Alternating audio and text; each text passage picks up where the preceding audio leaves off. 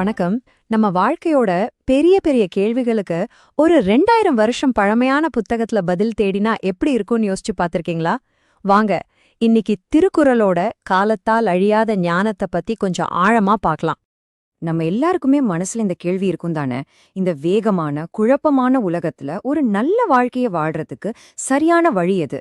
இதுக்கான வழிகாட்டுதல் ஆச்சரியமா இருக்கலாம். ஆனா ஒரு 2000 வருஷத்துக்கு முன்னாடி எழுதப்பட்ட ஒரு தமிழ் இலக்கியத்துல ஒளிஞ்சிருக்கலாம்.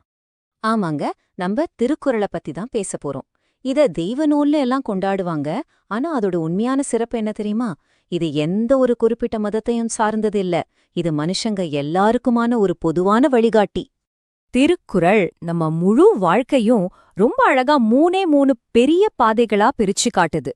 சொல்லப்போனா இது வாழ்க்கை வாழ்றதுக்கான ஒரு தெளிவான ப்ளூ பிரிண்ட் மாதிரி. ரொம்ப எளிமையா இருக்கும், ஆனா அதே சமயம் ரொம்ப ஆழமானதாவும் இருக்கும்.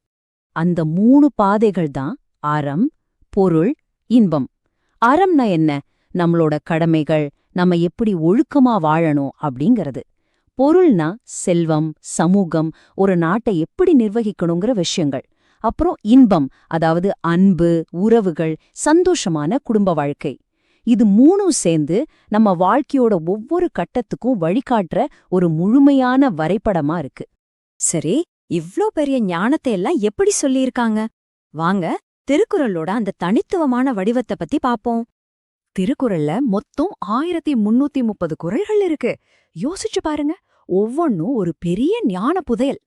இன்னைக்கு நாம ட்விட்டர்ல 2 வரியில நம்ம கருத்தை சொல்ற மாதிரி, அன்னிக்கே திருவள்ளுவர் உலகத்தோட மிக ஆழமான கருத்துக்களையெல்லாம் சுருக்கமா 2 வரியில சொல்லிட்டாரு. இதுதான் இதோட மிகப்பெரிய சிறப்பு. சரி, இதெல்லாம் கேட்க நல்லா இருக்கு. ஆனா நிஜ வாழ்க்கையில ஒரு சாதாரண நாள்ல இந்த ஞானம் எப்படி வேலை செய்யும்? வாங்க, ஒரு சின்ன கதை மூலமா இத பார்க்கலாம். இந்த குறள் என்ன சொல்லுதுன்னா, ஒரு குழந்தையோட அறிவு அவங்க அப்பா அம்மாவுக்கு மட்டும் சந்தோஷத்தை கொடுக்கறது இல்லையா, அது இந்த உலகத்துல இருக்கிற எல்லாருக்குமே ஒரு பெரிய சந்தோஷத்தை கொடுக்குமா. எவ்வளோ அழகான கருத்து இல்லையா? இது நம்ம நிறைய பேர் வீட்ல நடக்கிற ஒரு ரொம்ப சாதாரணமான காட்சி தான் இல்லையா? ஒரே ஒரு டேப்லெட்டுக்காக அண்ணன் தங்கச்சிக்குள்ள நடக்கிற ஒரு செல்லச் சண்டை. அருணோட அழுக்குறலும் அஞ்சலியோட கோபமான பதிலும் அந்த அறையே நிறைச்சது. அந்த சண்டை ஓயிற மாதிரி தெரியல. திடீர்னு அந்த சண்டையோட சத்தம் குறைஞ்சு போச்சு. அம்மா உள்ள போறதுக்குள்ள அஞ்சலியோட குரல்ல ஒரு எதிர்பாராத நிதானம். அம்மாவுக்கே ஒரே ஆச்சரியம். பாத்தீங்களா, இந்த இடத்துலதான் பெரிய மாற்றம் நடக்குது.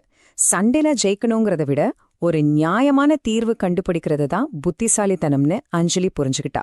இதுதான் உண்மையான அறிவு. வெறும் வாய் சொல்லா இல்லாம அத ஒரு ஒப்பந்தம் மாதிரியே எழுதி அந்த பிரச்சனைக்கு ஒரு அருமையான தீர்வை கண்டுபிடிச்சிட்டா அஞ்சலி. அந்த குரல் சொன்ன மாதிரி அம்மாவோட அந்த சந்தோஷத்துக்கு காரணம் சண்டை முடிஞ்சது மட்டும் இல்ல, தாம் மகளோட அந்த அறிவான செயலை பார்த்ததுதான் அவங்களுக்குள்ள ஒரு ஆழமான மகிழ்ச்சியை கொடுத்துச்சு. அஞ்சலியோட அந்த சின்ன புத்திசாலித்தனமான செயல் அவங்க குடும்பத்துக்கு மட்டும் இல்ல, எதிர்காலத்துல இந்த சமுதாயத்துக்கே ஒரு பெரிய உதவியா இருக்கும்னு அம்மாவுக்கு ஒரு நம்பிக்கை வந்துச்சு. இதுதான் அந்த குறளோட மைய கருத்து. அப்போ இந்த அழகான கதையிலிருந்து நாம் என்ன கத்துக்கிட்டோம்? வாங்க பார்க்கலாம்.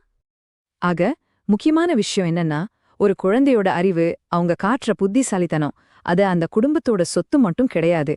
அது இந்த முழு உலகத்துக்கே கிடைக்கிற ஒரு வரம். நாம இப்போ பார்த்த இந்த அருமையான கதை திருக்குறள்ல இருக்கிற 1330 ஞான ரத்னங்கள்ல ஒன்னே ஒண்ணுதான். யோசிச்சு பாருங்க, ஒவ்வொரு குறளும் நம்ம வாழ்க்கைய இன்னும் அழகா மாத்துற சக்தி கொண்டது. இப்போ உங்களுக்கான கேள்வி, திருக்குறளோட இந்த காலத்தால் அழியாத ஞானம் உங்களுடைய அன்றாட வாழ்க்கையில எந்த மாற்றத்தை கொண்டு வர முடியும்னு நீங்க நினைக்கிறீங்க? கொஞ்சம் யோசிச்சு பாருங்க.